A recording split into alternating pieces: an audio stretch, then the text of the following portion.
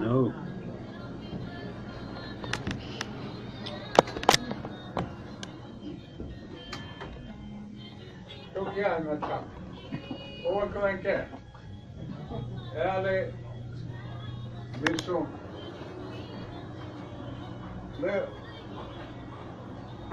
Ominiciye, Oceti, ona Čokjata uke I glava fiksača, jednagina hodchen. Čokjata kubra. Na to nam osab kapina, deset je kinani hatana le Čokata. Šagreški će au Jankapto ena Lakotah Shakita Pakaka. What I'm saying is that there's several subjects about uranium, and like my cousin Mel, who's heading the 7 campfires, and Wendell, who was here, but I don't know what he went through. He handles all the Teosh paths. And I myself have some messages under the Article 6 of the United States Constitution to seek female of a direct descendant. And direct descendant means that we are come from our ancestors. And we also have the law 1840 and 51 and 68. That's under the U.S. Article 6 Constitution. We have never, all of us never paid attention to it. So they're eroding our sovereignty away by CFR. So the questions that came about from Eagle Butte and Rosebud and Lower Grove is that if under CFR 25, the election code is that under CFR 25, there's a law that I made copies and brought it, that you have to be a direct descendant to be on the council. That means 73. in order to serve as a judge or anything like that, you have to be a direct descendant. And that's agreement in the treaty of 51 and 68. Well, we didn't say anything, so therefore the government overran us. Now this chopping off the head is here now. The government has laid a termination policy on us. And this termination is coming. And it's going to hurt a lot of our grandchildren. The grandchildren that their mothers have married outside the tribe.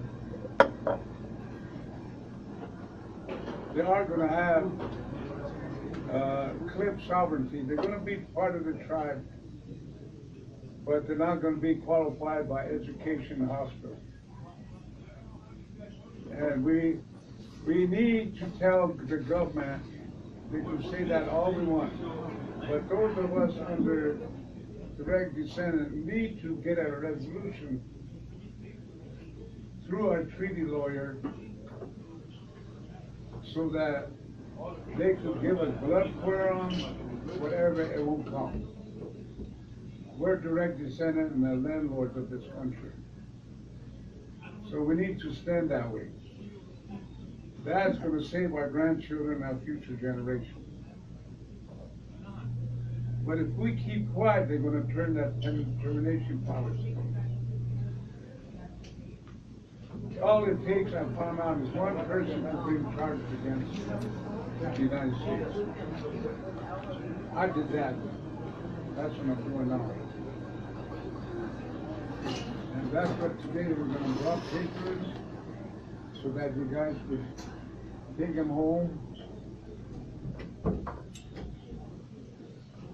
and also be able to share it with their families, those that didn't come here. And also we have our brothers here from the Black Hills who are fighting against oil mining and uranium mining. And they're going to try to take their livelihood away. I just informed them, if you come to the treaty people, then there'll be a direct injunction to the federal court, district court, that'll stop everything. And mining company want money, so they can't put up with delay tactics. Oh. That's what I have on the agenda here. So I brought all those papers so you guys take copies home and study them and make your own decisions which way you're going to go. You're going to be under the IRA and receive your commodity, that's all right. Because somebody asked me that, if we get under the treaty here, are we going to still get our commodity? Why? Do that with them. Going to still get our commodity, yeah. Okay. Yeah, Bluestone. All right. This agenda here, Mitakepe, there was, 3 parts on here that needed to be really addressed and discussed openly for your input and your agreements. Now, please keep in mind, Wendell Yellowbull kile echa paslon, okay? He put it together with Uncle Floyd and all them to reserve Mother Butler Center. As Talon Hinazip asked that they couldn't give it to us because they accused Sonny for arguing with that priest, which that didn't happen. We were there this morning. That didn't happen. So he didn't pay for it in advance, so therefore we can't, use that building. So we had to run around to get something, so I got this as quick as we could. But one of the things that's on the agenda on today, November 25th, 2017, from 8 to 5, this meeting's going on.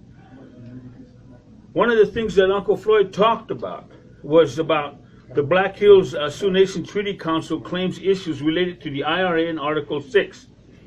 The direct descendant and lineal descendants from family tree discussion requirements for treaty membership.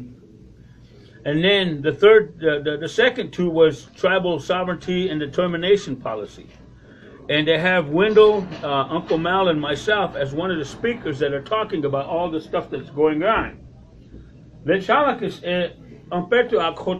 Up here in Rapid City, there was people from the Forest Department and the Interior Department that came in. Okay, they didn't alert anyone. They didn't alert any of the tribal membership about what was going on. Congress through the government, through Trump's administration. About a month ago, they had the similar meeting up here in Lakotah, and that was run by the International Treaty Council. Now that alliance run by Bill Means and his people. But one of the things they did not address the people was they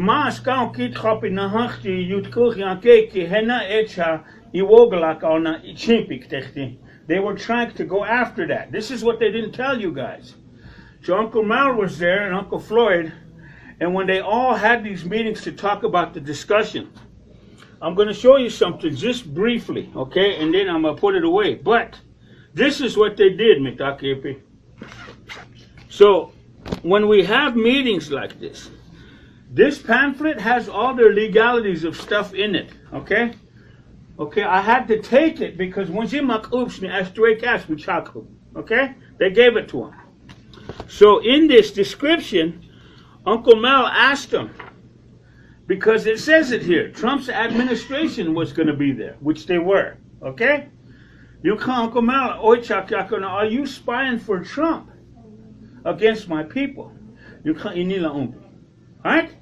So this is how much a lot of you don't know what our people are doing. They went, flip this over to day 2, okay?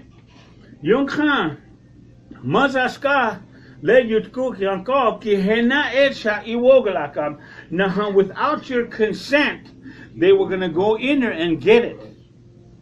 They brought this up over there, okay? So you have all these treaty groups from different avenues making this attempt to sell away our rights and land. By, a matriarchal system rather than a treaty. So they understand two things, okay? They understand the relationship between one government and a little government, which is the tribal government. We all know that.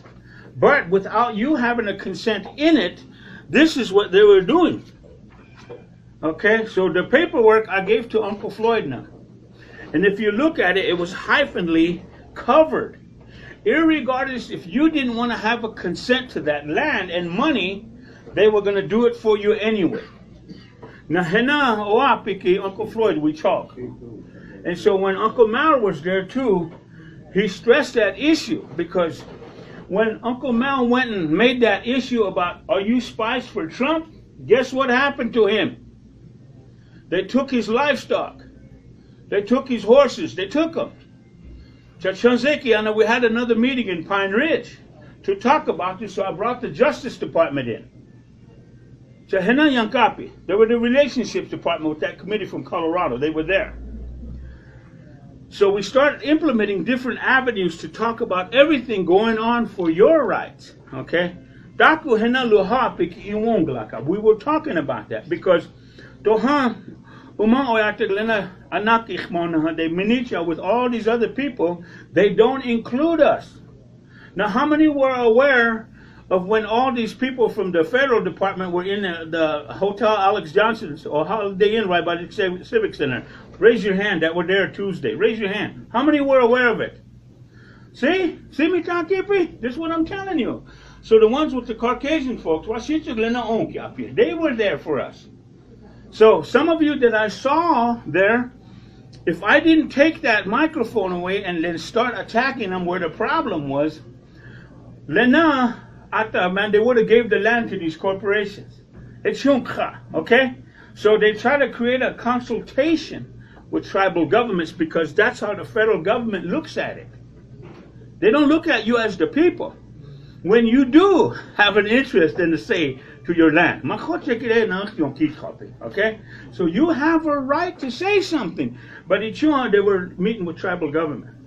Now some spoke of, you know, oh yeah, the land's not for sale and all this. I disagree. Why do I disagree? Because you are the treaty people, not a governing body. That's how, haven't we learned when Bill Clinton did that to us? When he came to Pine Ridge? When we started the whole white clay takeover? Clinton had Timahiu, okay? And he promised all of us all kinds of understandings to help improve our well-being on the reservation. He talked about supplying money, which was empowerment zone money, economic development, and so forth. Where is it? We're still in homelessness. We are on the streets. We're doing everything backwards according to what the white man had done. So, to strengthen these positions of what Uncle Floyd and them set out to do, Uncle Floyd and them were the ones who challenged the International Treaty Council and Mario Gonzalez's team to appear in federal court and tribal court to contest to that issue. Okay? So this is what he was working on to help improve the conditions of us.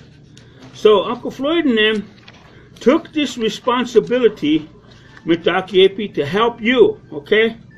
And so that piece of paper they filed in tribal court and in federal court was to protect your rights, so you do have a voice to say something when all these big shots come in. But nobody told you guys. See, you were unaware of the meeting they had on Tuesday. These ranchers and a lot of the concerned Caucasian, people, they came and they were agreeing with the understandings that we had to impose on the white race. See, because if we can get people like them to look at this matter more coherently in a bigger picture, then we can start taking care of the stuff that is rightfully ours. But we're not doing that because we're still divided. And they're going to keep doing that to us. And as I said earlier, see, there was none of you. They didn't tell you. So them guys are very sophisticated in their language. They know their paper. Ash. Why do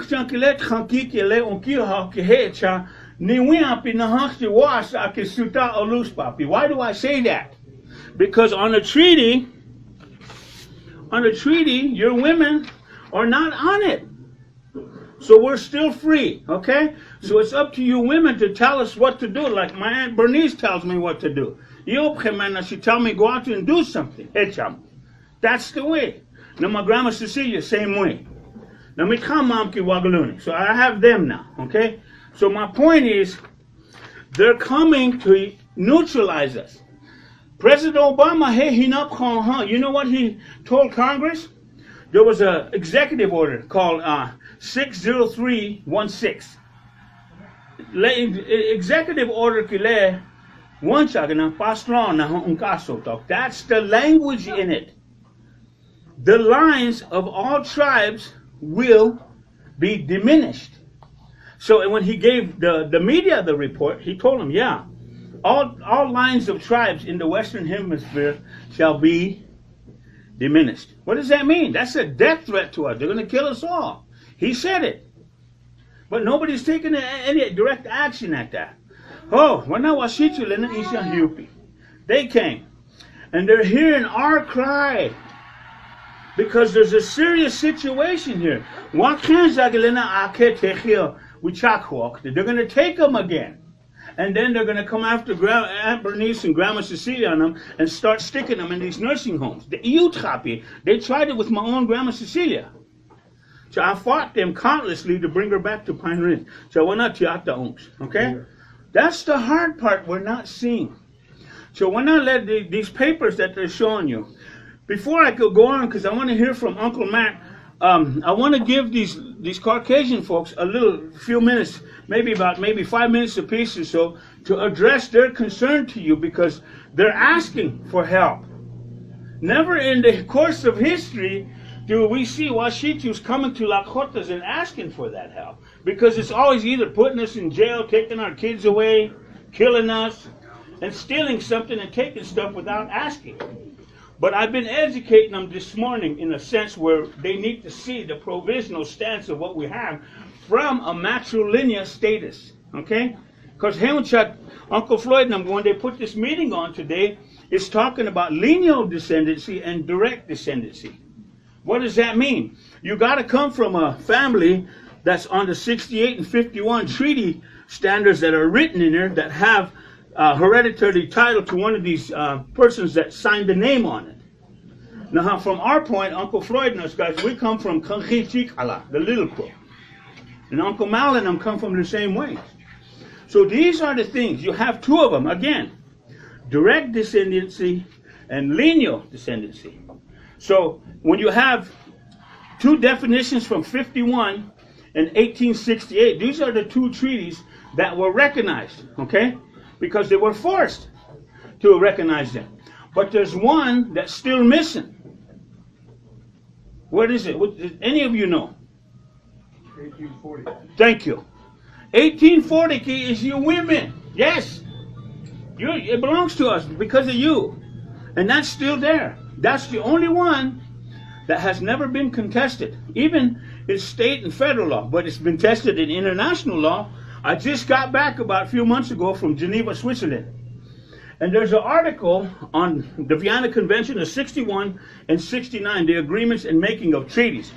Article 65 specifies that our people must reinforce matrilineal descendancyship of that treaty of 1840.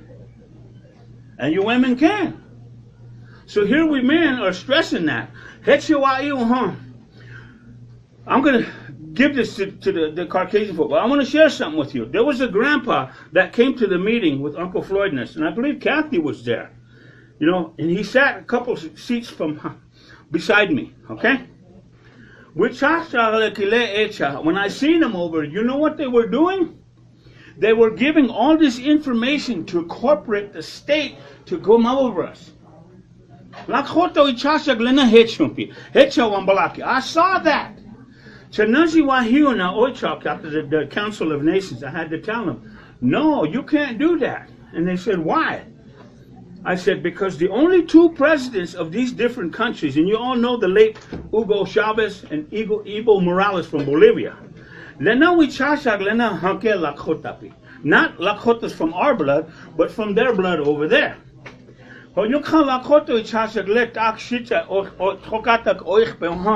He was trying to give more power of allegiance to the state and said it would be better off for us to go under there and have the state dictate our responsibility. Hey, WOGLAKIs.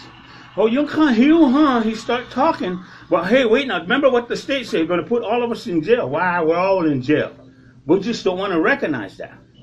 That's what 344 reservation camp is, our res. So what this grandpa was doing, he stayed by the state's paper. You come. So that line of tribal diminishing was to destroy us and take our land. So this is what we're trying to put back out to get people to understand that if we don't push for lineal descendancy and direct descendancy from both male and women, we're going to lose it. Now you all have that issue and right to contest it openly. Now they always say the treaty people never fix something. They never done anything to stand up to the corruption. Well, I'm going to tell you that, yeah, I saw that, which is true. Well, they're not going to do that today because I got involved with this, not because of you electing me, but when Oliver, he asked me to help Uncle Floyd with this stuff. Now, he didn't only recognize me, but he recognized my little brother, Sam Long Black Hat, my little brother. So we were told to work with him. So now he looked back to see all these other people that did work on treaty obligations. It's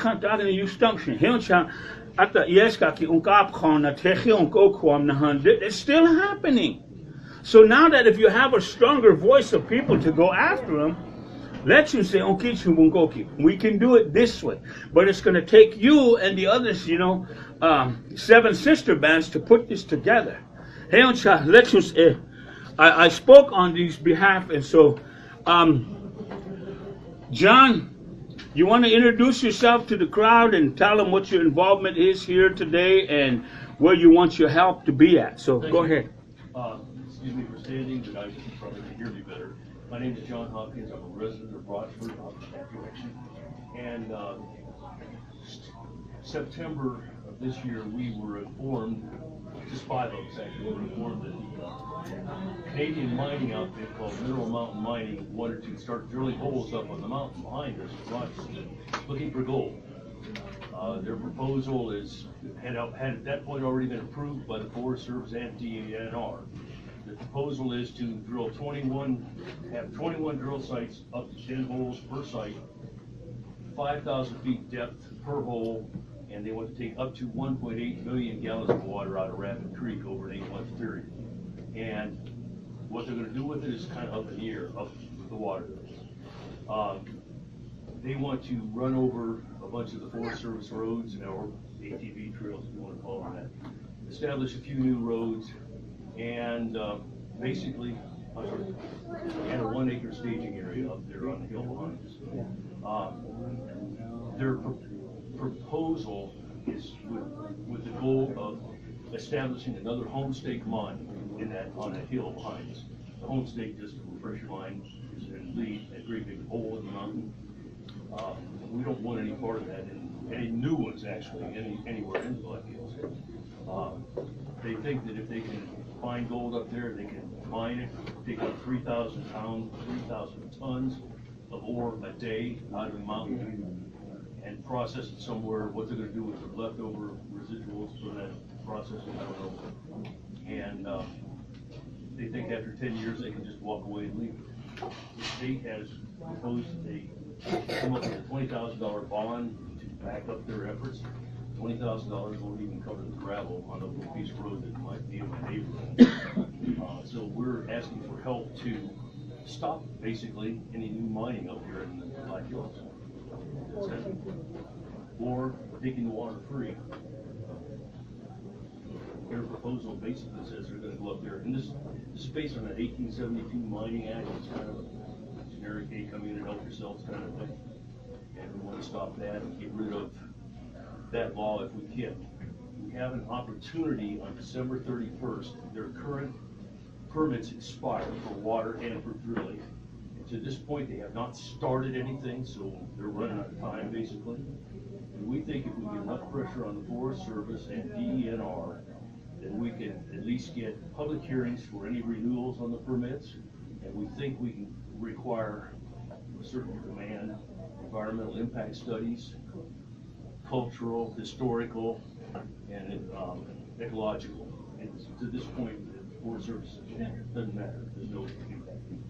So that's where we're asking for your support. Is let's see if we can get pressure on everybody, stop the new permitting process. Let's not let this happen. Thank you. Does anybody have questions for John? I believe we already discussed my question already. Okay. Yes, and there will be more discussion, I'm sure. Thank you very much, and please keep your ears open. Hear anything, everyone knows how you can reach me too. So. I appreciate it. Thank you, John. Absolutely. Nancy, go ahead. Oh, I'm Nancy Fleming. In a general way, I want to provide some information. I gave Chinooka the paper on the Arapaho tribe, what's happening there, and the allotment auctioning. They're auctioning off allotments, and there's like 5 pages of allotments that they're auctioning off to allow not well, but oil well exploration, etc. From the Arapaho tribe. This is coming. It is all public land. So unfortunately, the reservation is public land to the government. That's what you have to remember. The problem is that they've done all these tricks through the Department of Interior. They started out immediately with changing little things to try to skirt protection. So even down to animals or birds that are listed under the endangered species. Briefly. First they changed the water designation saying that what they're looking at, what they try to protect in terms of mining or oil or any of that is fresh water. It used to be that they looked at usable water. Well, a majority of us that live anywhere around here on the plains, we have usable water. We don't have fresh water because it doesn't meet the freshwater standard. So basically, they really don't give a crap about our usable water. The aquifer water is usable water. They have, I went down to Hot Springs when they were doing, the EPA came in, and those people kept on saying, well, the water's no good. Well, there is some of it that's got too much stuff in it from previous uranium mining. And there's some natural uranium deposits. So some of it isn't good. But all along, this is Wind Cave, the springs in Wind Cave, the wells in Wind Cave, all the way around the Black Hills up to where they're doing the uranium mining on the other side of Custer County on the west side, all the way down into Fall River County. There's people that live all along there that have wells out of the aquifer directly because it lifts up.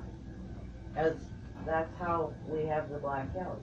It all lifts up, right? So does the aquifer. So they didn't say that, okay? They say, well, nobody uses that water. Well, that's not true. The majority of people do. Wind Cave does. The animals do, right? And we're talking Wind Cave.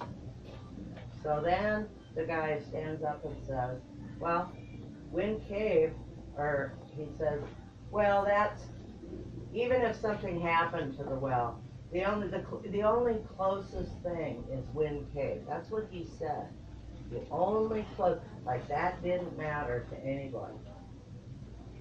So that's a problem. Their thinking is really off.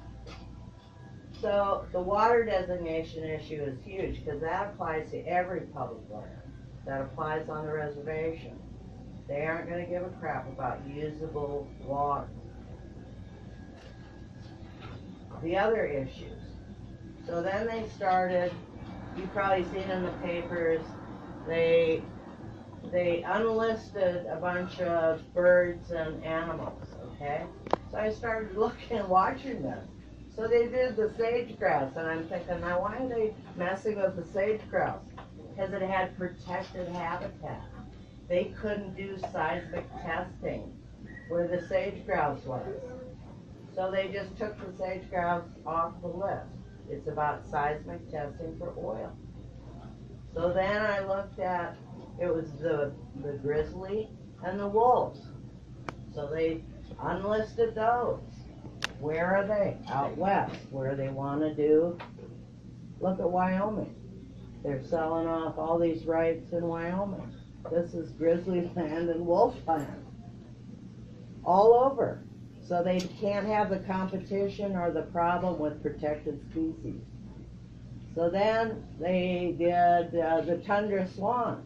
And then they told everybody, and this was only about a few weeks ago, told everybody, oh, we're doing this, we're going to unlist the tundra swan because they're starting to make a comeback. And gee, we have hunters that go out there and accidentally shoot them, and we don't want them to be in trouble.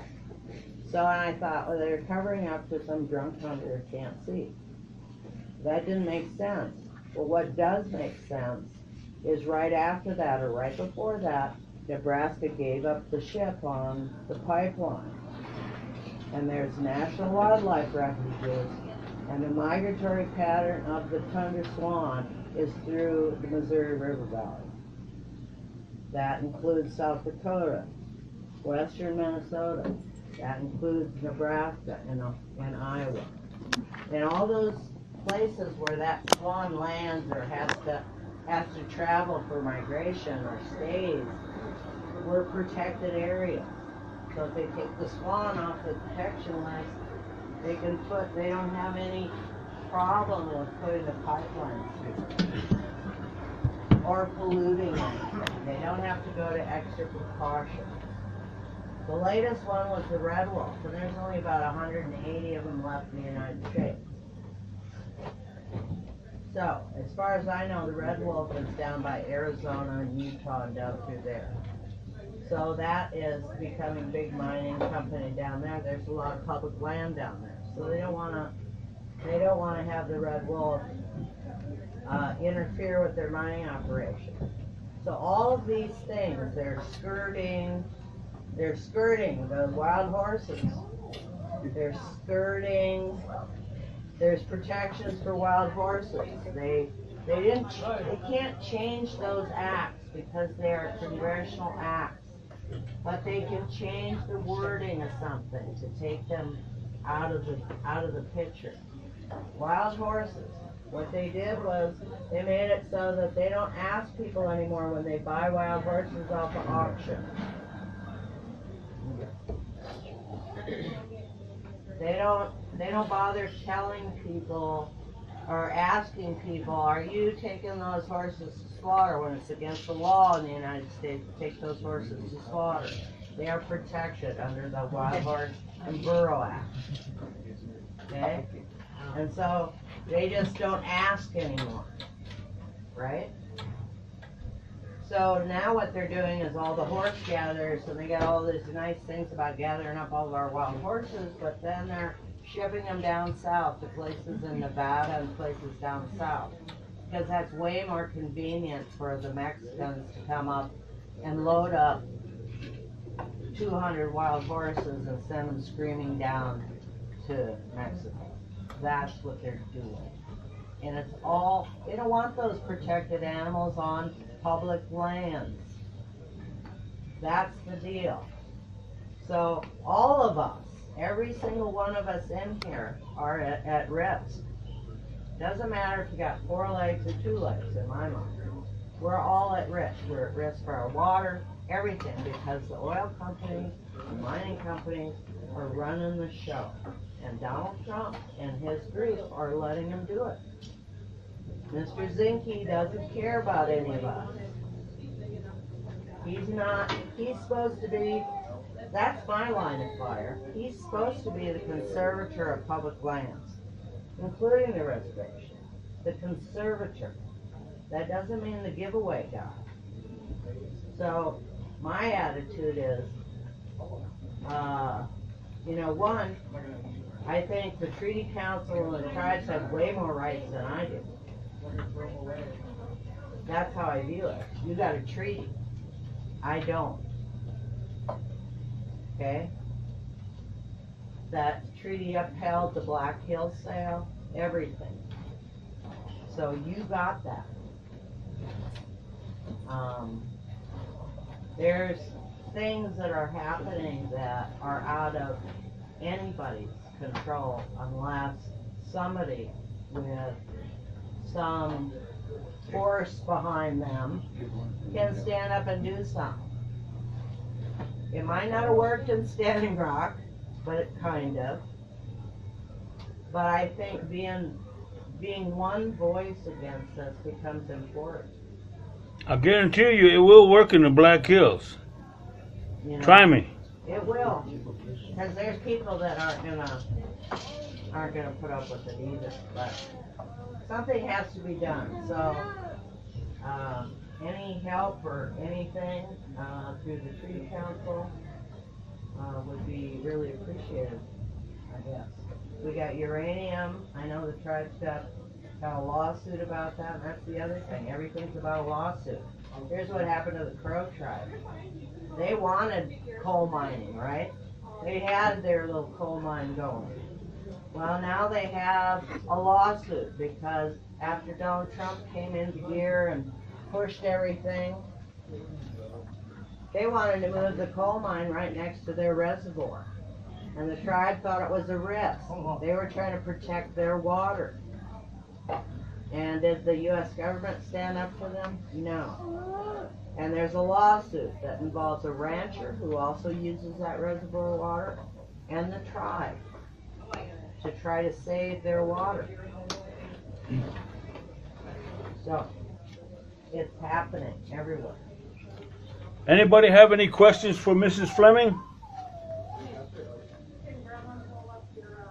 Okay, if that's the way we're gonna handle it. You know, earlier, I wanted to hear from Uncle Mal, and we were waiting on Wendell. He just got here. Uncle Mal, you want him to go first? Okay.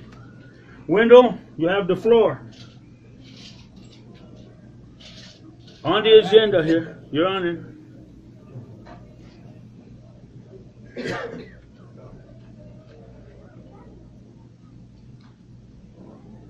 How many minutes? Well, go ahead. Okay. WOLAKOTA, man, so you just do it, man. Somebody said 10 minutes. Okay, I can speak all day. It not really mean anything. But there's 4 things that I wanted to talk to you about. And, my first one is I've noticed over the years of participating in the treaty groups, and I was thinking about traditional government and us coming together. And what I realized that the treaty representatives and the Teachers Society, the College Society, all those are the executive branch of this traditional society. The ones that they originate from the jobs, the families that they're selected by the families. They're the ones that appoint them to represent the larger picture. And so I was saying, okay, so each and every family that should start, if they really started to want to participate in this, is to start appointing your family to represent you. And you need to do that. The executive, we're always we haven't come together yet. We're still in it. This is what I want to do to go on record. I want to recognize everybody. The Black Hills Treaty Council, Defenders of the Black Hills, the original Oceti, SAKOWIN, everyone that comes in here in this meeting represents the executive board. The executives who carry out the Oceti Society, the Takala Society. We're the ones, even the Women's Society, when we come together, we are the ones that are actually the ones that either you're at the front lines, or you're working the paperwork, or you're doing something in order to make this traditional government work. The other part of that is, we need to see if we can start bridging a point where we can start addressing these issues. You're going to see a lot of issues coming concerning the land issues, the air, the water. They're all going to come up. And what I really starting to see out of this is that the jobs, they need to come together. The families need to set forth somebody to represent them. You need to say, hey, you're going to represent our family, and we need to come together. Because if you don't do that, then this executive, this part here, we don't have the support of the families. We don't. Each of you represent a family, but there's 52 communities on the Pine Ridge. Each of them have a Tiwahe, a job, somebody that they select to speak on their behalf. There's 4, the Deshita, that's where I'm coming from. That's the other part. We're supposed to have that leadership here in place. We haven't had that. And so what I'm saying is that once we start that process, we can start to really identify and start sending out word to have them come together. That's what I want to talk about. The other part of this is that I know that there's a lot of concerns when it comes to issues that are land issues, the water issues. But what we're doing is we don't have a consortive effort. We're not working together to identify our purpose. We come to these meetings and we don't say, you will do this, you will do this, and we will support you. We don't do that. We just come and go. And there's no follow-up on it. That's what I wanted to say, that part. So, and the third is the symbolism. There's no, we don't have no symbolism for the Oceti SAKOWIN. We don't have no symbolism for, we have the Chanupa, which is a symbolism. But I seen something the other week that was kind of interesting. A Tiwahe. they made themselves a flag. And they put their Tiwahi name on it, they put their symbolism, and when they come together, they have meetings, and at family meetings, they put the symbols. And you know what? When they make a decision, that family makes a decision, that spokesperson carries it out, participates, they do family function. And I said, what if that's a possibility of those symbolisms coming together? But that's what I talked to, like, we don't have that, those symbolisms for that. Me, I'm not a Kacha, I'm not an Acha, I don't, I was just telling my teacher to society that maybe it's time to make me a turkey feather war bonnet, and I'll have that. And they call me a Ogle Shapa, dirty coat, you know, because I come here to tell you that the leadership is chosen by their family. And I don't represent them. My family they haven't chosen anybody yet. So in the sense of that, I said, I think for me to speak on my behalf of my family, my family, my sons and my daughters, when I have a meeting with them, I'm going to go back and talk to them, and I said, do you agree with me? That means you'll have 25 people.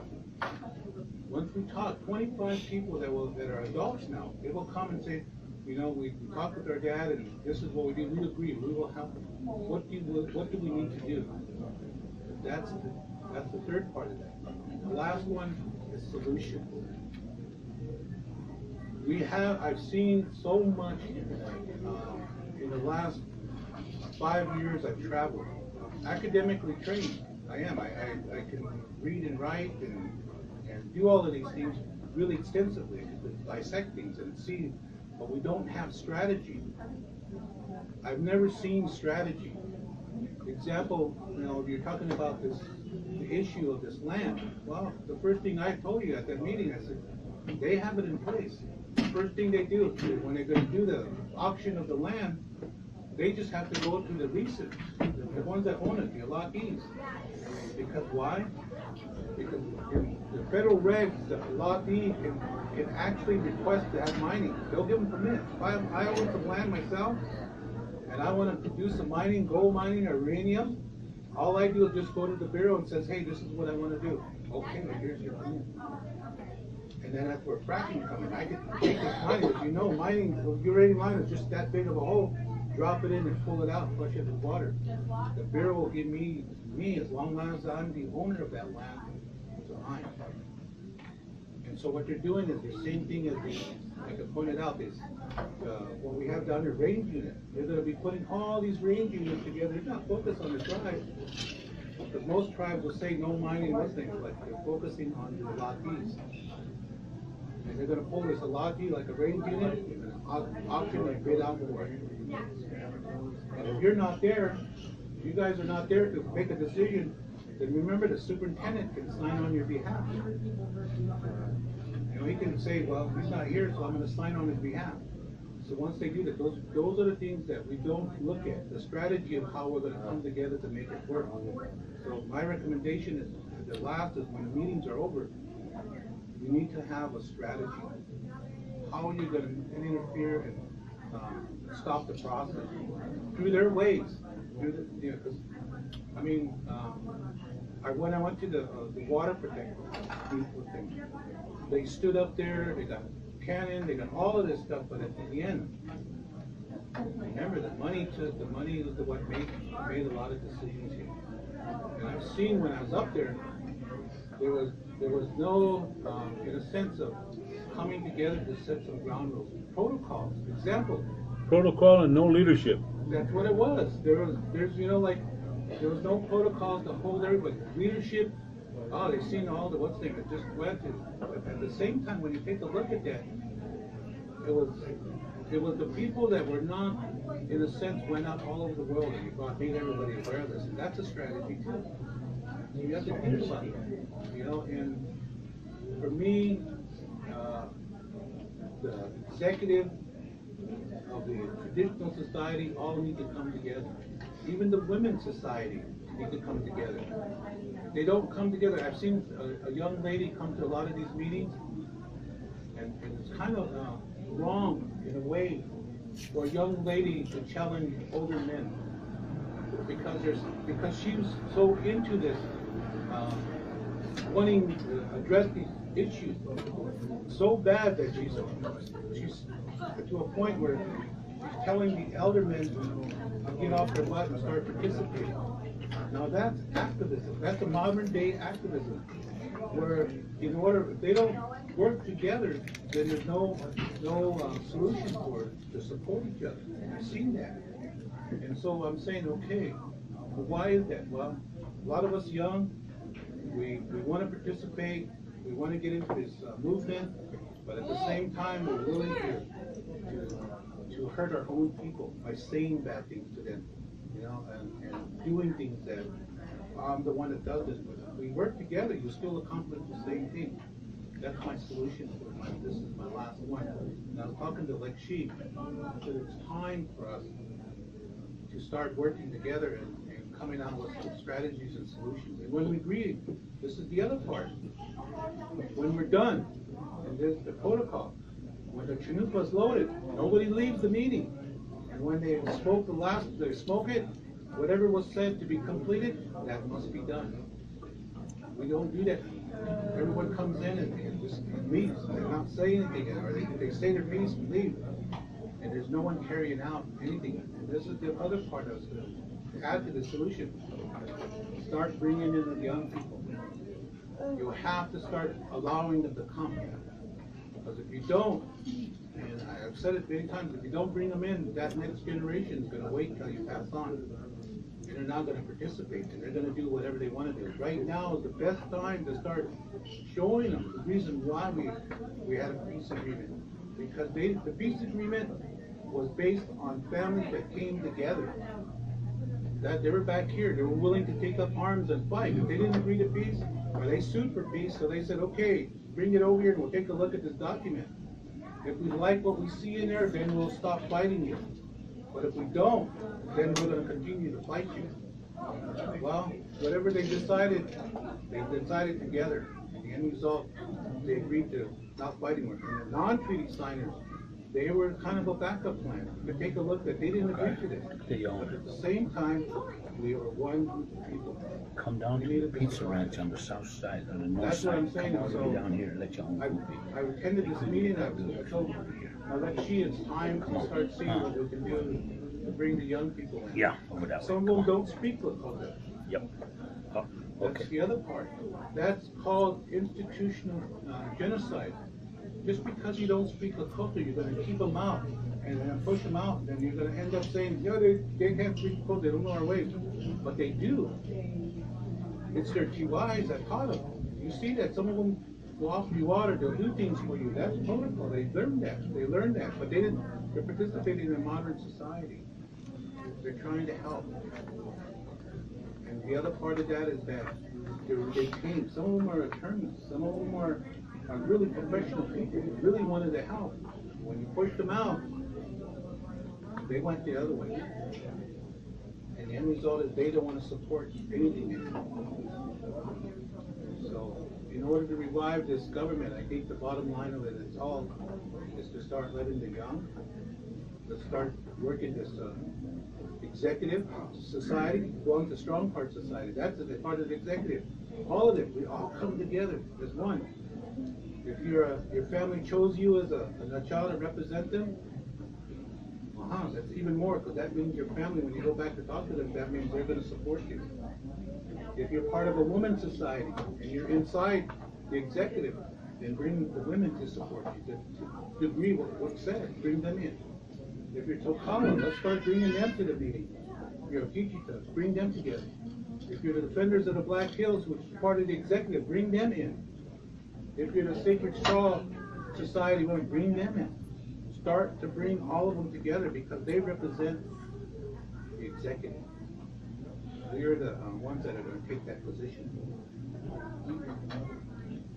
So with that, I leave you, and the last, there's a symbolism that I've been trying to promote, and not promote, the wrong word, but bring together. Kasawi Chanupa and the Fialutas Chanupa, but the Fialutas Chanupa represents a peace agreement, a treaty. There are a lot of them out there. Some of them are in museums, some of them are sold, some of them are stolen. They're all out there, but they represent each of the Tioshpais and the Tiwais. So I've been trying to get Orville to see if we could do this in April. To have this mass assembling of the Oceti, the Tijuan, the youngest group to have over there, to come together as one.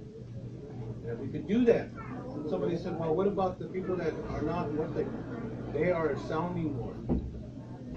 You bring them all over, whether they were Japanese, whether they're Mexican, Italians, Czechoslovakians, Russians, all of them come to this meeting. What they're going to do is when they go back, they're going to say, Tijuan, all of them are coming together now. The nations that agreed to peace are coming together. And that's what really needs to take place. But for me, WOGLAGLAPELO, dirty coat, my WANKAN, the turkey feathers. If I'm saying I don't run into the part of humble is the way I have to go. So I'm telling you today, if we can come together as one, man, you can see as a nation. The water protector showed you how the nations came together. But let's let the Tijuans come together. We're the strongest, and we're the honoriest. I mean, you show.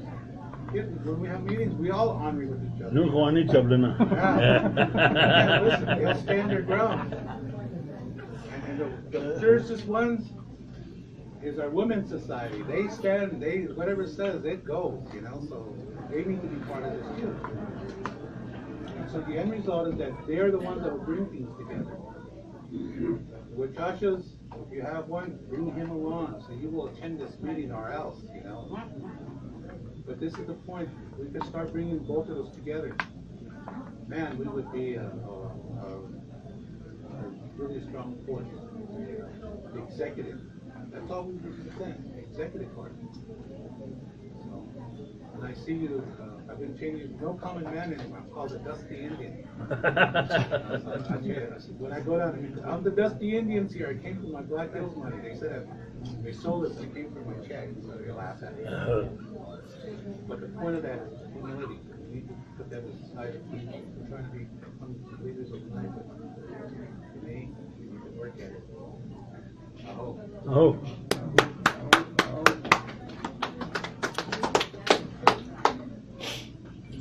Anybody got questions for Wendell? I got a question. Now let's say chamak. Malakho. Now we charge him much. Wo yuk chankile taku iwaglako kihe. Umanglena toshke Niet Lakotah ke ilalena ha. Wan spekulelo ha ki toske hene we chak.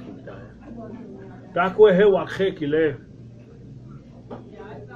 Khoi wa ki le yanke ki he chana han lexi wa. Lena no prin e hani e hank e han taku suta sloyapi na wankapi. Na WOLAKOTA ogna hu hena you have. Oyate mit khok. Che ables na sloya. Als je een ziet, Lakotah que kies kan doa Lakotah enige que não vão especular nisso que hecha meer ables na iukta wakai. As ook Lakotah que hena kiuchlana oichon que akabna he let's you po let aku menicha que tranquille on kargona let's you say WOGLAKOTA.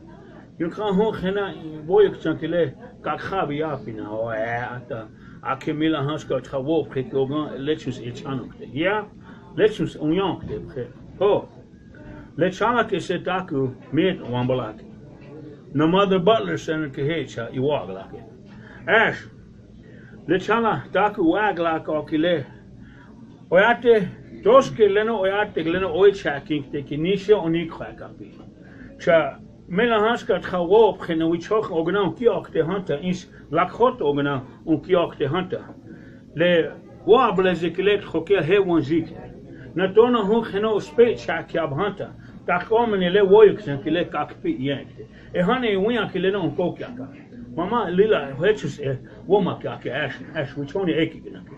Ho wana unchi mit khaki insha hechus womakake ash. Inka daku hena in WOGLAKAPELO hena yechetu. Now we chasho gana lesh dona insha Lakotah apikilechus iukjon. Ho choka kilena khoke yakakokte. Na me lechus ekakol ewan. Kole chasha kile ehani oakiake. Nisha hechanokte. Oyate glena ihakab oni chakte hancho ho khokata le wablezi kile egna kon epre. Last time at that meeting down there in Join the Hall, you remember that? I told you that. Create the circle for the men. I didn't tell him that only on one time, I told him on many times. I said that with all of you. Now I'm going to throw the white man's point of view and then break it back. The reason why I'm saying that is because if you don't have first standard, input in what you're doing, have a backup. We were all standing in the parking lot of the Mother Butler, and I'm only using this as an example. So we had to look for a place that has a roof and some siding and to get in where our people can sit and start our meeting. So the first thing I thought of was this place, because if you use their business and use their food and stuff, you can eat there, they'll let you use this for free. So once I came down here, you don't have to buy a full meal, but buy something and you still can use it to have your meetings. You take that kind of exercise of implementing that as a backup plan. So I can understand what he's saying. So if that agreement has to set up in the pronunciation of the protocols as Lakotah people, then we need to act like that. Well, now we got to put our jealousy aside and all this other stuff, because we all try to outdo one another. We all do that. Now, I'm going to reflect on one thing, and then I want to hear from somebody else.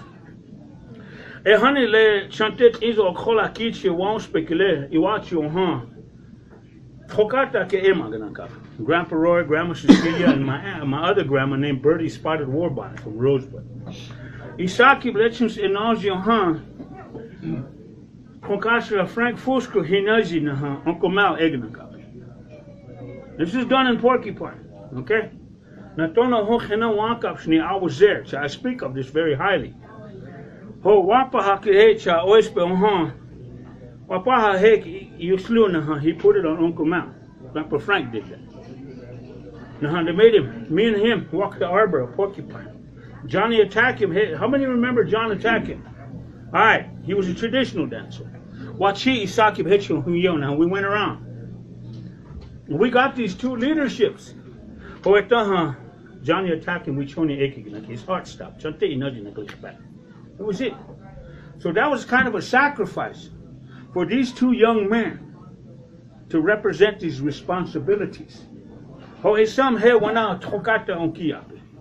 Me and Uncle Mal challenged the courts in different things, and we challenged different stuff for our people. Niepi. It's little folks like us that take these responsibilities to help all of you. We're the ones that went to jail and prison to stand up to corruption and, take lives of the white man, because I did that to a cop.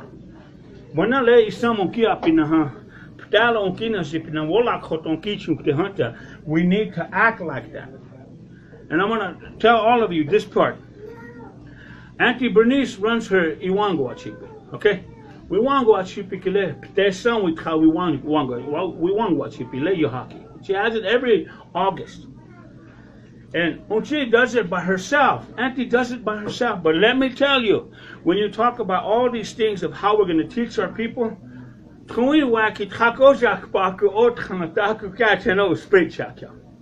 here, they're doing it over there. There are some still doing it, according to matrilineal, to a traditional way of life. Because I say that all the time. Auntie gets mad, but I'm used to that. I watch some of you do that. You get noisy and jealous and you walk away from them, but yet they're still standing there loving you.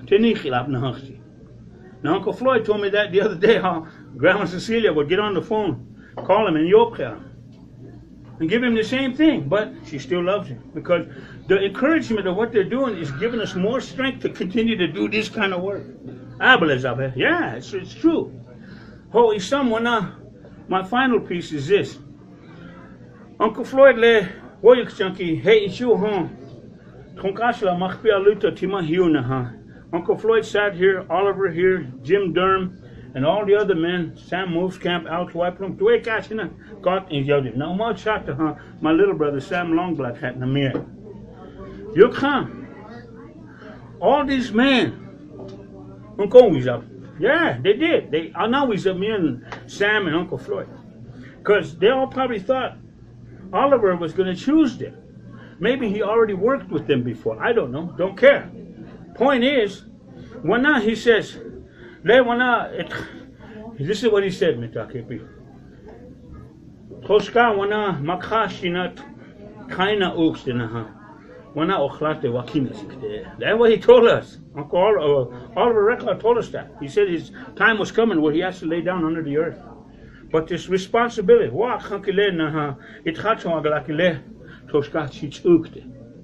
so all these people were standing there. They were all yuksha. Ash, Tokele Chichuk the hunter, which Hasha Numpa Echela, wash Echanuk the Kile. Yukha Mitha Misunkala, Sam Longblack had etu. Le Monjikte. No among le. Chemicha Amapa. And I'm like, yeah, why talk with me?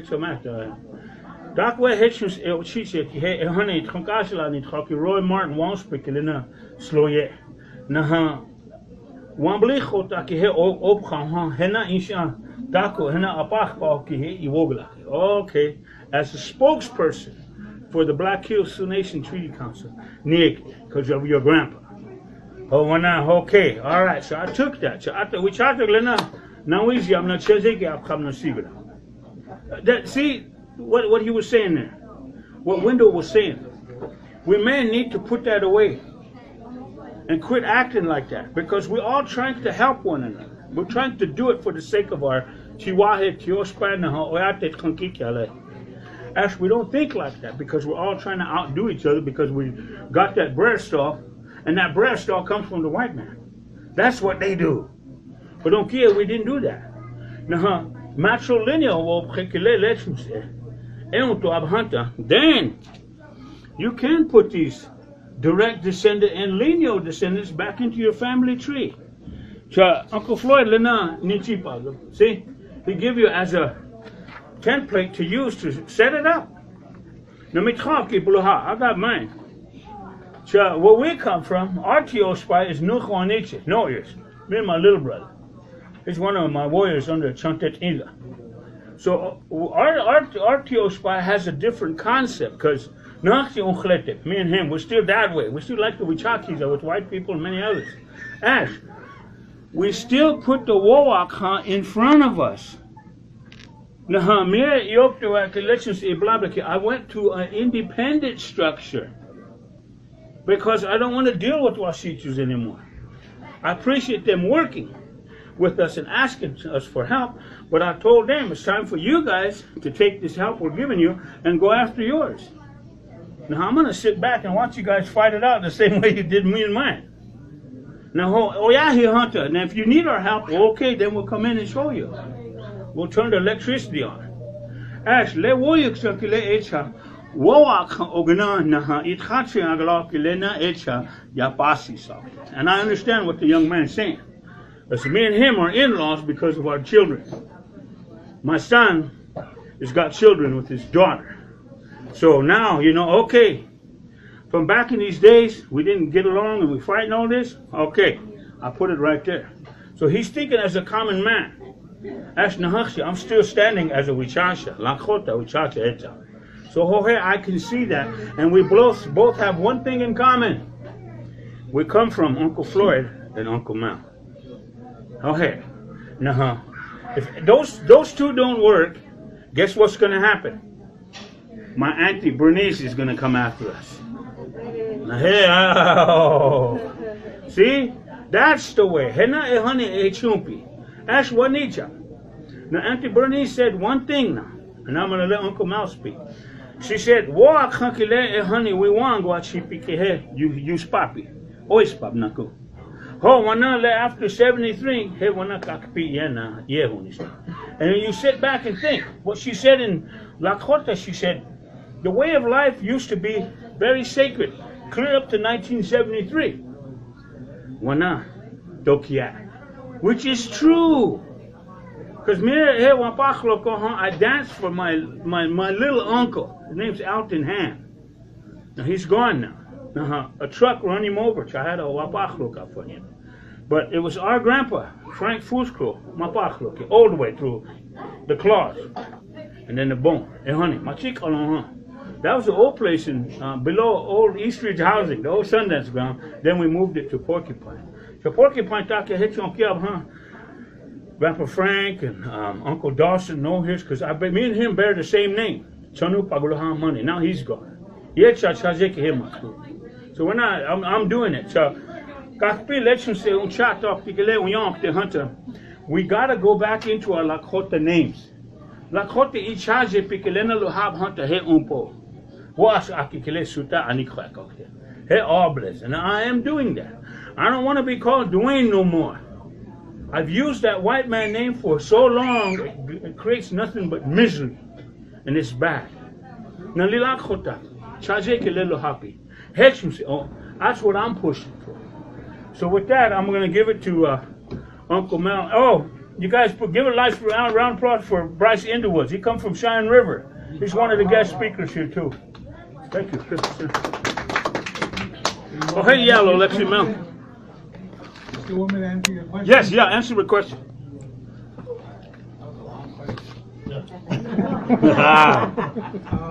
I'll give you an example of what's going on the outside. I went to Germany just recently. What they're doing is they want to meet with the indigenous people.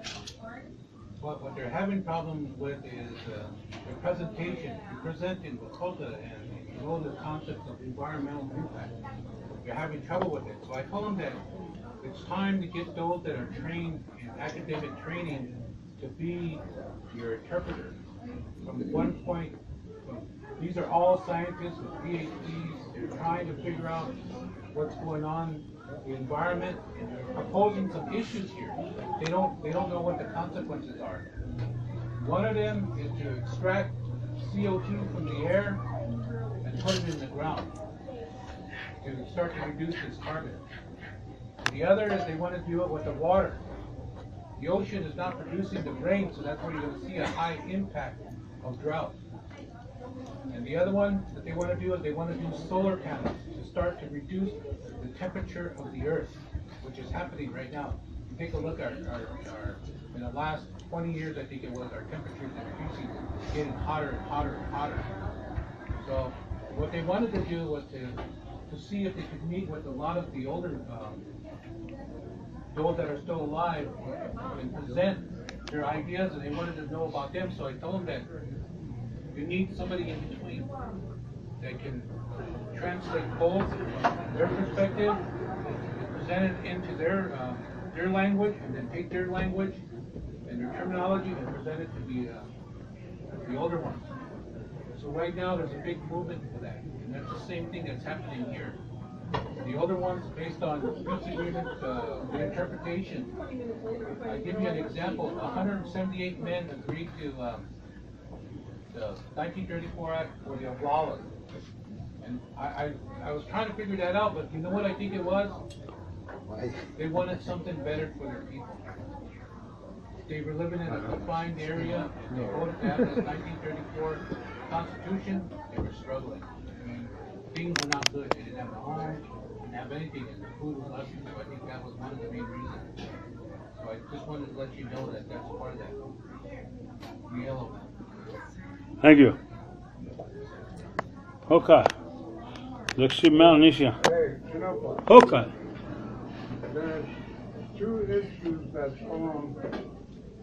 One is from William D. Manderson, that they had a meeting, and because of the walk, William D. walk, game walk every year, the district committee voted by a lady and put in some vote that they cannot take Washington spirit food within the Ominiciye Cemetery, no more. Wow, yeah. So I just told Carla, we're gonna still do it because that's our land. And the other one, the issue that was brought up again,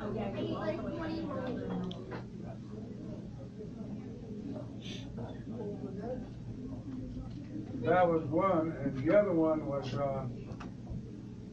I'm gonna ask the people today, before they leave, we read those papers.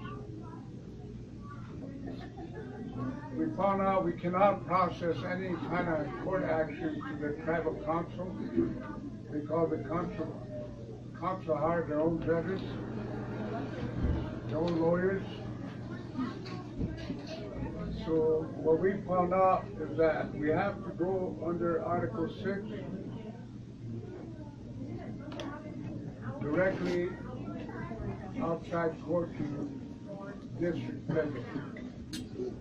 Because from there it's St. Louis and Denver and the United Nations. But I think that's what they reported. That's it. Okay, Carla, go ahead before Uncle Mel takes up. Good afternoon, WOGLAGLAPELO. I want to apologize for speaking in front of my elders here. There's a couple of things I want to talk about. I have to get going here. My name is Carla Shahila Mancha. Masuwa Shewin Mancha.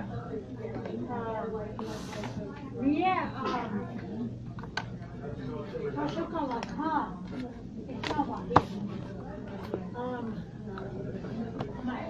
I'll tell you here, Chief Al Lohill, my mother's first cousin. No, my Ina, Lula Red Club, granddaughter of Chief Red Club. These are my family here. I just wanted to say that, like what Uncle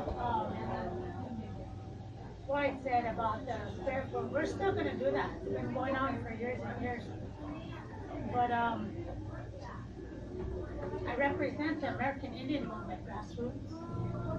I'm the secretary there, and we're going to have a meeting next week, and I'll bring that to the attention of the Indian people there. I will also came here because there was an Indian person from the northern chapter of California that said that they gave feathers to a non-native, HESAPA, Colin Kaepernick, or whatever his name, the football player that took a kneel to the national anthem. They honored him with feathers.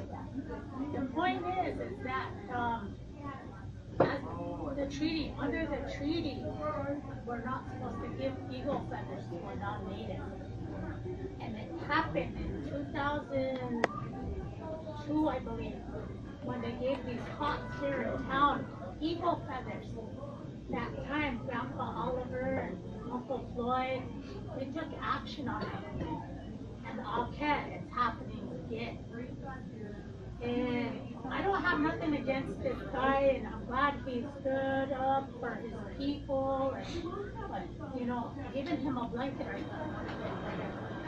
So I came to the treaty people today to see if maybe we need to do something again to make sure these laws are recognized. And I also wanted to look at Indian healthcare services. I work there. I work for the government. I work there. A lot of people come into our facility. We don't have enough money. Maybe we can, the treaty people can go in and look at making it only for enrolled members of a federally recognized tribe instead of being menial. Because then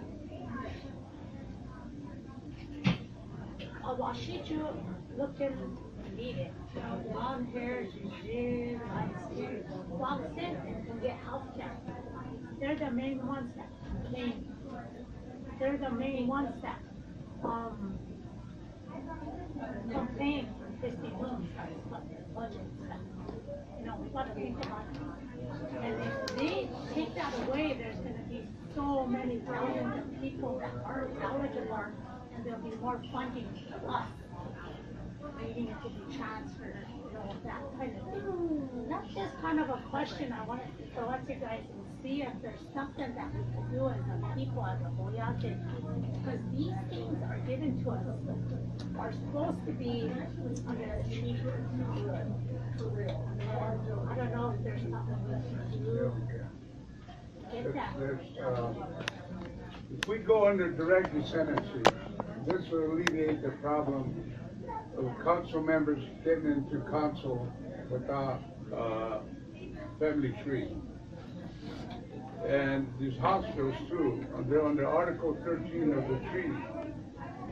If you implement direct descendancy as a first priority and lineal descendancy as family tree, this will cut out that problem we're having today.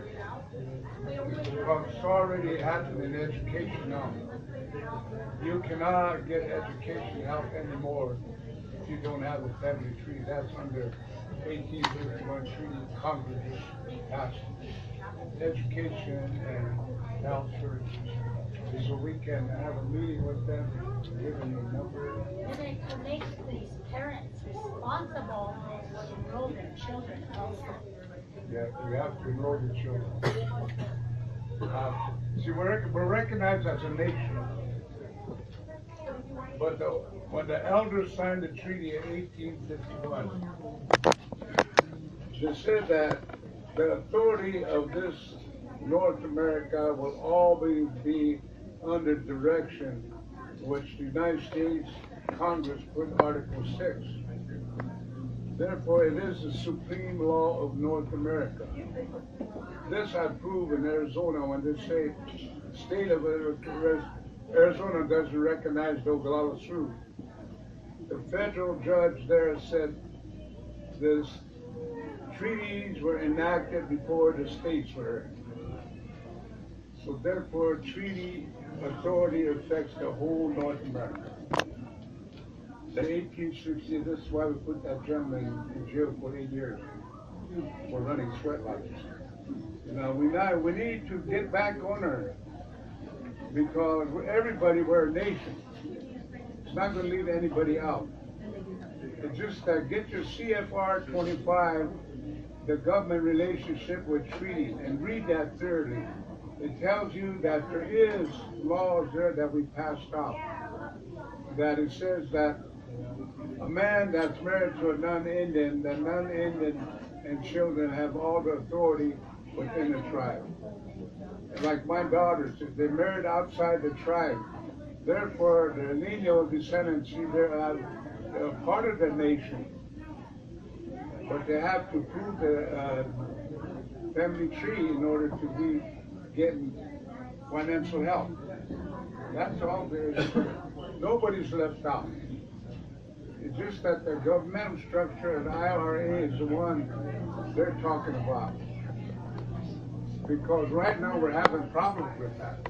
Pine Ridge, Eagle View, and Rosewood. And if you guys put that like this Eagle Feather business, direct descendancy, then you do have the direct descendancy of your great-great-grandpa to stop the things that's happening at the hospital and so forth. But this is why we need help. I really do.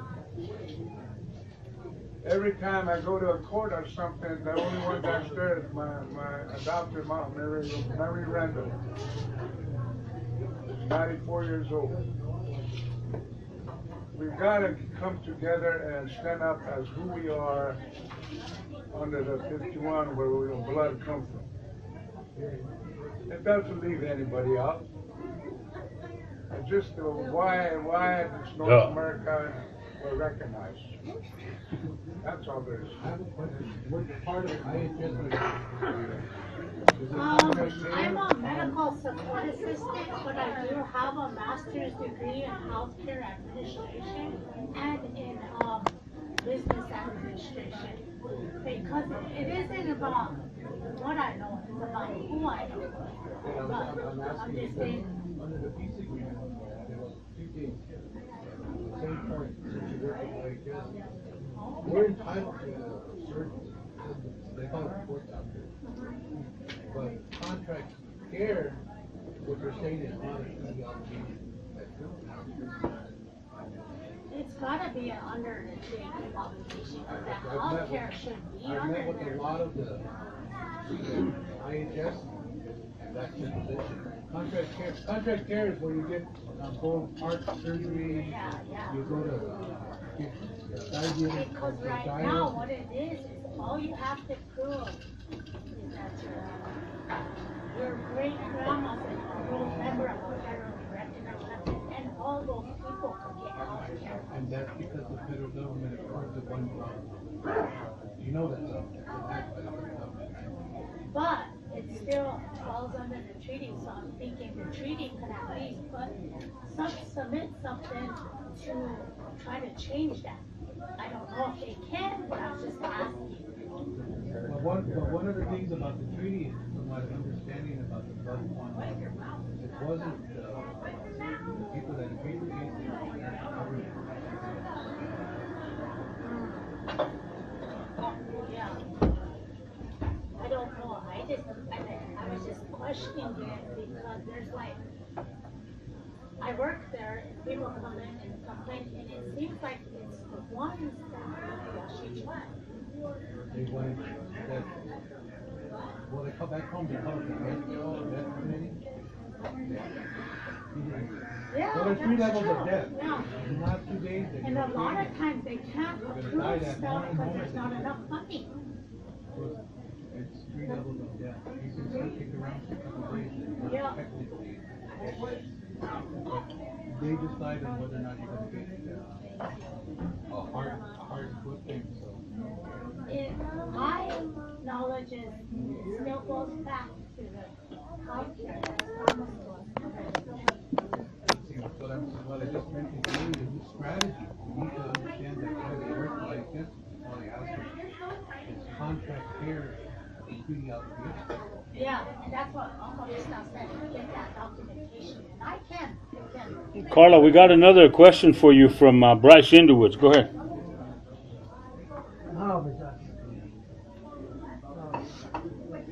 I went to the house committee. I was having a pine-red rosebud, and a big one. And they received 6.8 million on that contract support cost lawsuit with Rama that started in Navajo. They issued out money because that contract support cost wasn't being covered. That's why that obligation was a treaty obligation. And all the tribes have treaties under the supremacy clause in the Constitution. So that's where that's at. The judge found them guilty, they had to pay the contract support. Just like what's going on in Sudan now. Now the donor tribes involved now. And the House Chair wanted to take that over from IHS. And we had 15 meetings on the Good River community meeting out of the 21 communities, west, east of the beach. 21 communities, 15 we have. I asked the House Committee to do this, they wouldn't do it. Backbotted on me, facilitator, so I did. I asked for attorney. And they didn't give me an attorney, they gave me somebody that worked in the office that eventually got to die. And there was about 6 people that had real strong lawsuits against IHS. But they didn't want to WOGLAGLAPELO because they thought they were going to get retaliated if they said anything. And these are strong cases. And so out of those 15 meetings, we got 46 items. IHS is supposed to call the public meeting, answer all 46 of these questions, and then open it up to question and answer from our people.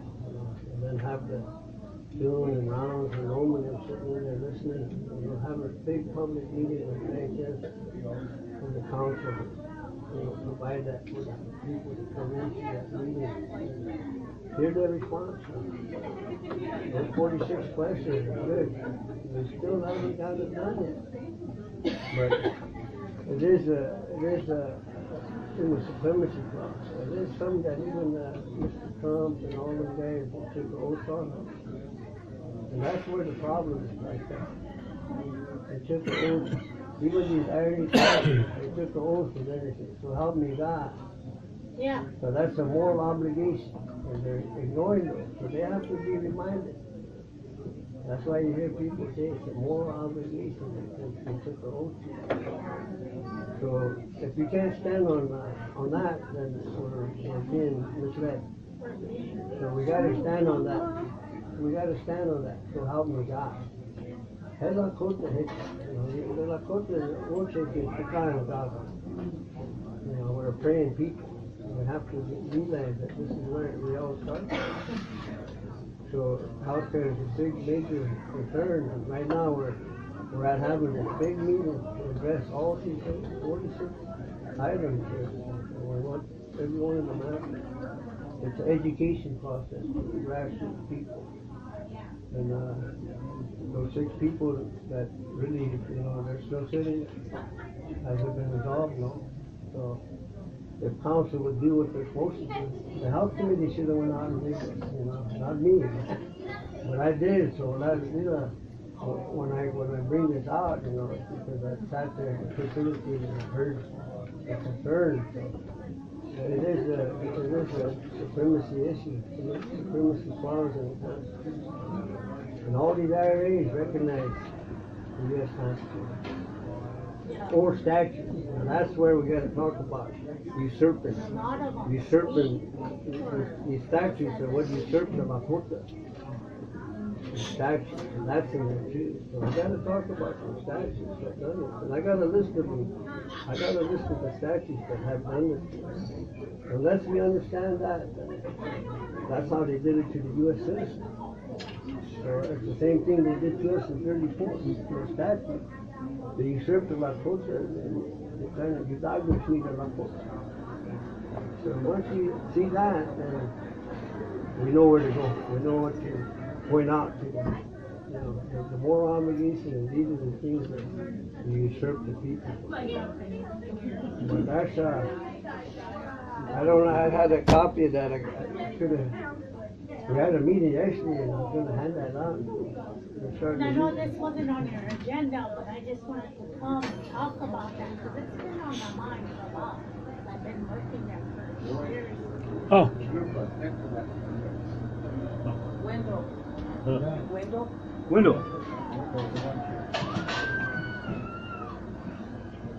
And I want to thank you all for listening. Just let me bring up a couple issues that I was concerned about.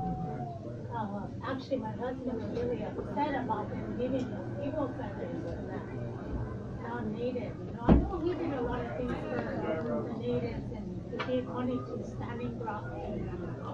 But still, as a federal Do me one favor. If the treaty people will agree to this on behalf of the free and independent Lakota Nation, draft up something that's roughly, okay, whatever you want to submit like that, you give it to us. We'll take it, we'll administratively put it in our letterhead, and we'll give it to the treaty people to sign off, and let's get it over there, man, to these people and stop them. You got our word, so here, let me give you one of my business cards so you can. The problem also is whenever they're showing this video to show through the social media, they were using Lakotah. And this guy that honored him with the eagle feather, I don't think he's Lakotah. Nee. So then it goes back looking like we did something, like we okayed it, and it's not. Because we already fought this back in 2002 whenever Daniel Tiger was killed by 2 police officers here in Rapid City, and we honored those Washiches with eagle feathers, and then they buried them. There's no education behind it as to what they're supposed to do. So this guy goes, what if he drops the feather on the ground? What if he buried it? Those are the kind of things that then it falls back on us as a people. The gentleman that did that, not gentleman, but whoever did that, that he needs to be contacted and find out who he really is. But on the other hand, I want to encourage you to make copies of that direct descendancy paper. And give it to your directors or whoever's spending an hour and give them to their people.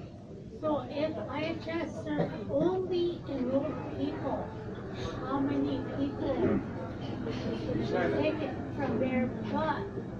So that gives more money back to us, the ones that are enrolled members. And that's because there's probably, for example, I can't say who the patient is or what, but they came in and they had a 0.2 tribe in charity, and they were still in services. And that's the kind of things I'm concerned about. I was just giving that paper. Give it to them. Yeah, I Give will. it to your directors, give it to the board of directors. And you have a right as an individual. You don't have to process through any organization. You, as a direct descendant, have all the rights to press any charges you want under Article 4 and Article 1. That's what I do. I use Article 1 against non-Indians. I use Article 4 against all people. So those are the two things you have a right to do. You can do it. File that complaint and we write it and give it to the Senate. And I appreciate everybody for listening to me today, and I know I threw you off your agenda and off track, so. That's what we're here for, to hear your grievances. So Oh. I guess I'll give the floor to my ate, Chief Lone Hills. Vamos dar oi, disse lá no canto aí,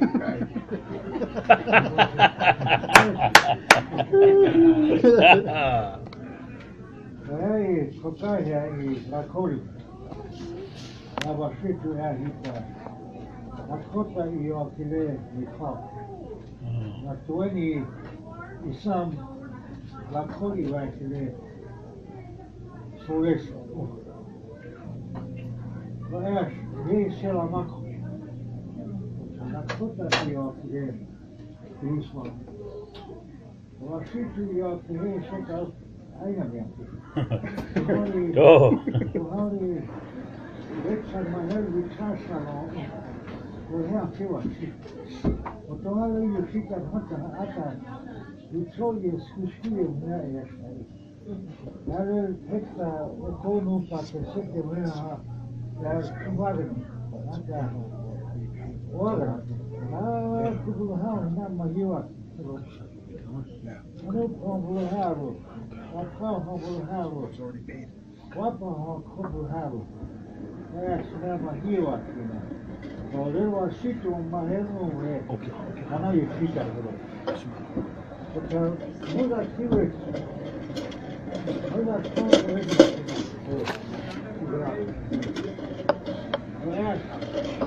I thought I was very fast for my here. How about this guy? But I have a fingers in my side. Look at it from here. I have little that's the woman I talked to me. I'm sorry. She told me, I have to go for the Ominiciye. WOLAKOTA, I can't go in for today.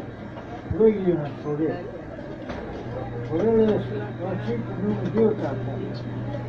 I have, when I'm a foot here, okay, 2 heads ahead. So lava. And I can't cross the head, so much gas on a actual assistant side to chicken start, go to this, or head, jacket. Here takes 7 years like what's here. That is. I had to ask what's going to put he got it over. To ask that the soul to be the touch do I need to take the nurses? Do I touch my liberty? The nurses yet. What's here? Kiwahe Kaki. First day Kiwahe Kaki.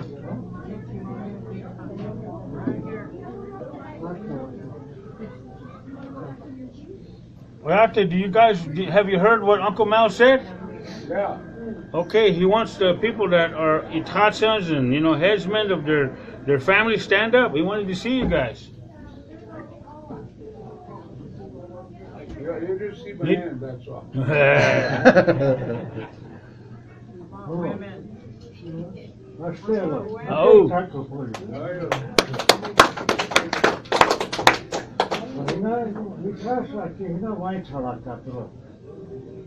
WOLAKOTA ed ujapi. Hećete uglokta nauži. Vičasa klinjeca noži pona. Noži jako. Res hansik cijata, nutua toista kalilla kät. Ata tuva toista se pii evunakana vitsujeskus eun kääkäpti. Inäs nuja. Siinä on ušokšukat. Ja sitten se tuon kumre just nusella. Mutta vielä ei ole sitviä, kun koki on timata. Äkko vai ihan epkinä, ja WOLAKOTAkin edessä pää. Sinäsin hetki. Tuttuja toksataha ja yksi hetki. Jostain Kiwahe Nikkassakin näissä katsani takapeneessä. Ja yksinä na peksyys laakta hetki. Hetki on jau hatana tuoni, on sytykin he. Na peilun kaavu sit. Tää on kinesikin hatana. Kun Jysyys on tiipstelu. Mutta he on WOLAKOTA jatkossa muita he jutsoja ja ei. No minä he poita. Minä tarkoitin minä saan miesitpäin. Tarkoitin on situn jonglakana itsel ujonkta heitä. On nahmukit sieltä. Tarkoitin tokkaatte hantana. On pian kai jääjätä. Ja hän ei se WOLAKOTA jutsoon heha. Never eapaho, ja kun he vitassakin ata, pitäisi ja voi selvittää katsoa, vitasi katsoa hinnan aiudesta eutakina unitsa. Voi hinnan ei katso, hinnan ei vitsakso, voi jupo. Väs, det har hetsukko. Det har varit sitten takku. Cellphone app on what idea? Where you have still? I thought we should. But the whole head, we kind of cellphone buha. Or asked our radio of WOLAKOTA. Why I don't so much with couple. I thought, oh, the cash from us, I don't think so. You're the one calling my wife, he said.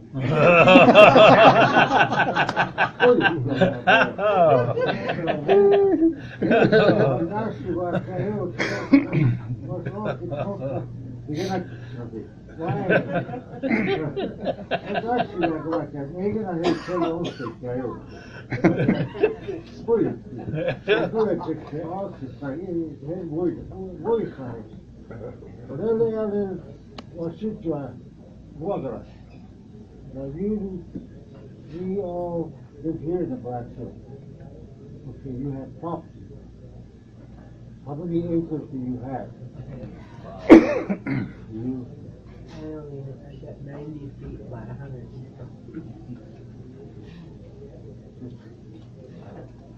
So how many of us can come there on your place and camp and fight along with you? The young people that we could designate that would stand up. They could even How many could fit in 5 acres? That's 5 acres, 5 acres. We can probably put maybe 50 people in it. But that's something. But there's probably more. Yeah. There's some. And if I speak for one of my neighbors up the hill, he has If 60 you can acres. get a unit together, where you can get 360 acres together, where the young people can come together and camp and hold their meetings with you, along with all the other community members. Now, this is one suggestion I've made. If we can do that, wherever it is, we'll be organized. Good, good. Kanupa and Lloyd both have my contact information. I will talk to my neighbor who has the larger area, Good. which is right next to the gold mining proposed drill hole. Okay. And I'm sure he would gladly open up some area for a camp. The other thing that is going on is that the state of South Dakota today is selling BLM or National Forest land to whomever comes in and has the greenbacks. They throw them down, and they're taking it. So that's why I asked them if we could come and live or camp out at their area so we can designate our cultural areas. That is what I like to see happen. I mean, Cheyenne River, they're all gung-ho about going up there and camping. Standing Rock, they got some men up there that are willing to stand up. And these are young folks. And Wendell, I'm sure he would stand up, do the legal language or the legal interpretations or whatever he has to do. I'm sure he would. He's pretty well versed on what goes on. I work closely with him and Floyd. So if these things can happen, if the young people would only come together, we're not there. We're not young anymore. When I was younger, I was crazy. Today, I've come to kind of settle down. I'm still a horseman. I still have my hat on. I'm still a horseman. It's because of a horse I can't walk, but it's okay. I'm still a horseman. But I want to encourage these young people to go back out and bring anybody that you can bring. I don't care who they are. They could be the biggest alcoholic sitting at home. Pick them up, take them out in the woods, but they'll learn. They'll learn how to survive. I grew up tough. I grew up with my dad, and he was a ranch hand. And on the way coming up, I was thinking about it, the combines are out there picking up corn. I said, I wonder what they would have done if they grew up in my time. I drove the wagon, my dad, big horse. He had a hook, he knocked it, throw it in the so I said, throw it up, tell me, hurry up. I grew up that way. I grew up tough. That's why I thought I was tough until the horseman got to me. Well, it's not his mistake, it's my mistake. We were fighting over a lady, his lady. That's what happened to me. But today, I'm here. I want to let the young people know, go out there, bring them in. Bring the others, bring them in. I don't care who they are. If you have to hog time and throw them in a truck and bring them. We need the young people. Floyd and I will direct traffic. We'll drill with every now and then. Hey, we don't want to go the wrong way. But we'll help as much as we can. And your window here will be he's right with his thinking, his writing. He can do just about anything that you can think about, and he'll write it down and make it happen. But we're working on a Chioshpai concept, the Chihuahua, the Chioshpai, and the whole group, wherever you come from. You have this family tree. You look at your family tree. Find out where you come from. You make sure you write your family tree and carry it with you. One of these days, they're gonna say, who are you? You know, and you're gonna say, I don't know. You know, that's kind of sad if you don't know. It's sad. But do the research when you have the time. Do the research. Background with your family. This way. You always tell these young people at one time, I said back in 1876, you know, the greasy grass country, the little big horn, you know. I always tell them, you know, our ancestors went up there. You know, it wasn't the whole of Alabama, it was just one Jewish man. That was crazy one. And he had the bigger Jewish guys up here in the north. They had the hunt up the whole Hedupa, 1,000 show, and Sihasa. They had 4 of the bigger groups over here, and crazy horse was only one. This group over here. They went up there and they called on, you know, the general, George Armstrong Custer. He told him, stay home. You're gonna meet your fate. But he didn't listen. He kept going, kept going. What do you do? You know, he met the men, the women, the children, anybody that could fight. And what do? He lost it. You know, he lost it. And today, you know, that red, white, and blue is ours. That's mine. Oh. That is rightfully mine. Because we defeated that flag. So it's rightfully ours. Whoever had ancestors fight there, that belongs to them. You know, I said, I'm a vet. I'm a modern day vet. You know, I'm sure most of you, I was in the Vietnam era. Yeah. I went because of all my friends got left. Because of them, I supported them. I went. But I'm back here alive. And some of them are gone. They're all gone, I think most of them. My buddy. But that flag belongs to me. I always tell them, I don't care what you do, what you say. I said, my great-grandpa's up there on that hill in the greasy grass country, took that flag and carried it on. So I don't know who has it today, but still, we won that battle. We defeated the man that carried the flag, the United States flag, which is mine. So always remind the young men, you know, always stand up for that flag. If you have to, I said, you know, if somebody strikes and burns, I said, take care of that man. You know, I have one man that is working with the tribal council right now that burned the flag, and he's on the council. You know, I said, I haven't tended to him yet, but I'll take it. But I want to just encourage all the young people to go back out there, get them young ones in here. It's fun. Look at, we're not getting too younger here. We're getting old. We're getting old. No. Our grandfathers were the ones that used to tell us things. Now we're there. Oh. Now we're saying. Yeah, I've heard it since I was yay high, you know. The treaty, you know, that came from 51, 68, all the treaties that were made from way back on the first day that Columbus discovered America.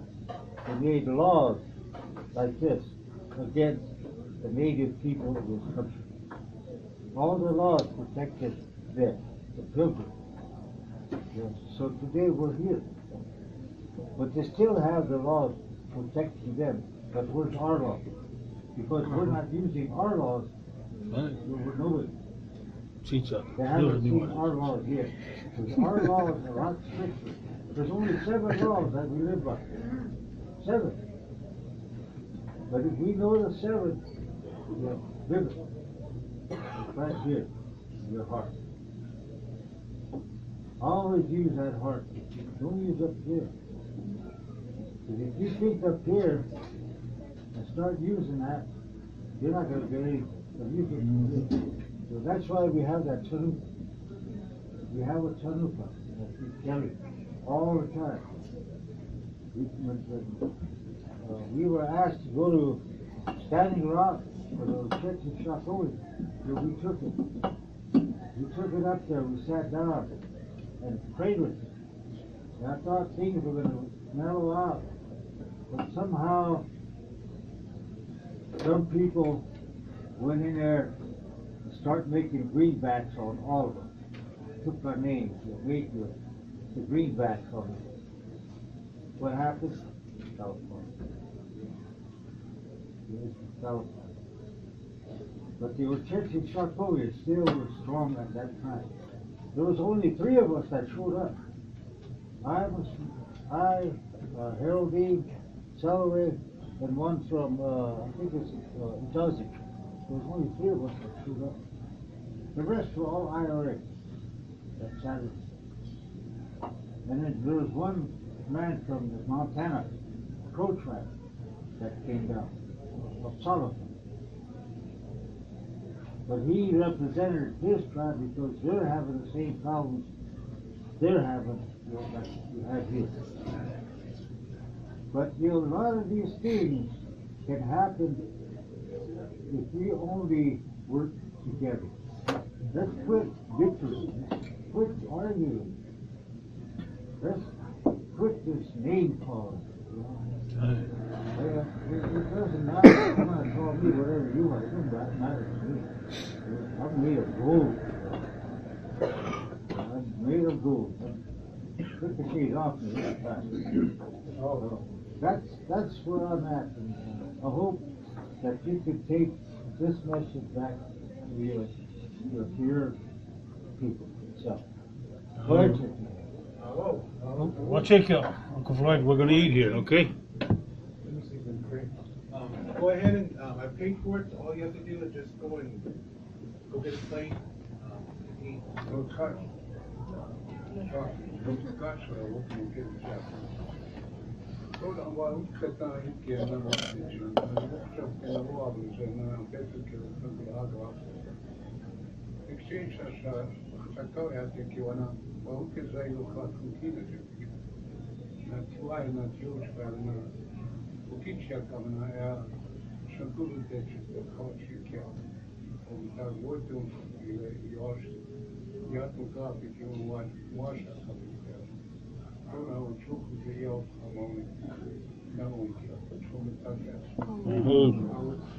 All right, go line up, eat. It's already paid for. You have what you want to eat.